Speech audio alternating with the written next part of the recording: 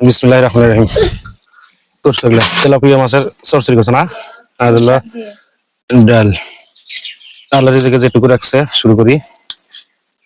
বাবা হুম, তোমার এদিকে রেখি। আমিও কাঁঠাল দিয়েছি কাঁঠাল বিষ খাও না? আমি আর কাঁঠালও খাই না, আমি শুধু আলু খাই। আলু দিয়ে চিজ বানিয়ে বিসমিল্লাহ। ধর ঠিক আছে। বৃহস্পতিবার 4 তারিখ, আজকে হাটের দিন ছিল না? আজকে হাটের দিন ছিল অবশ্য। হাটে লবণ ঠিক আছে দিও, তারপরে লবণ একটু লাগে আমার। পুঁই শাক, আলু চরচটি, তেলাপিয়া মাছ, এটা হলো মসুর ডাল। মসুর ডাল দেখি বাবা বাবা। এখন আমি লাগবে না, কি লাগবে না গো? এই যে এটা। আচ্ছা রেখে দাও।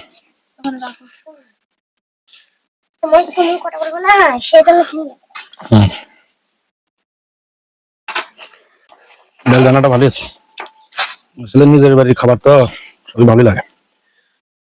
আত্মীয় স্বজনের বাড়ির খাবার কয়েক মিশালি খাবার হলেও তৃপ্তি হয় না।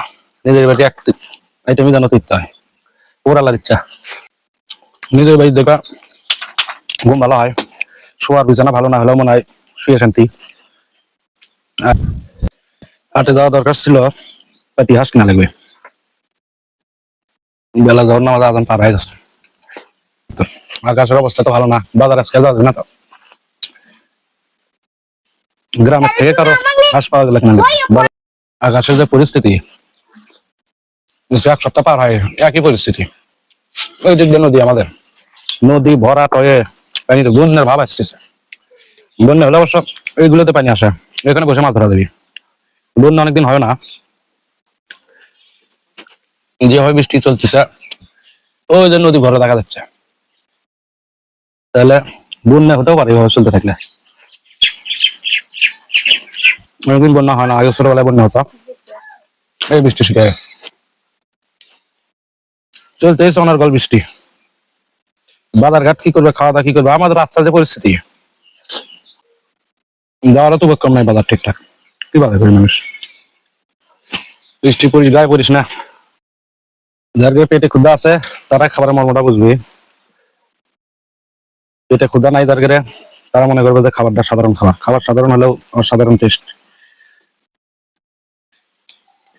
খাবার খাওয়ার বিষয়টা যারা দেখবেন তারা উপলব্ধি করতে পারবেন, বিশেষ করে পেটে ক্ষুধা থাকলে। তৃপ্তি সহকারে খাওয়াটাই হলো বড় কথা।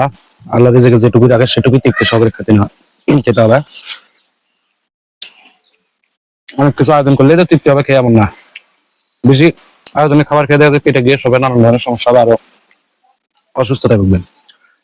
আর খাবারের আইটেম একটু চেঞ্জ করে করে খেতে হয়, তাতে মুখের রুচি ঠিক থাকে, শরীরে শর্করা, আমিষ আর অন্যান্য যা কিছু ভিটামিন আছে সেগুলো ঘাটতি পূরণ হয়। রাতের আয়োজনটাও বেড়াতে পারতাম, কিন্তু অন্ধকারে তো বাইরে বসা যায় না। ঘরের ভিতরেও ক্লিয়ারটা আসে না ভিডিও, রাতের আয়োজনটা দেখাতে সমস্যা হচ্ছে আমাদের।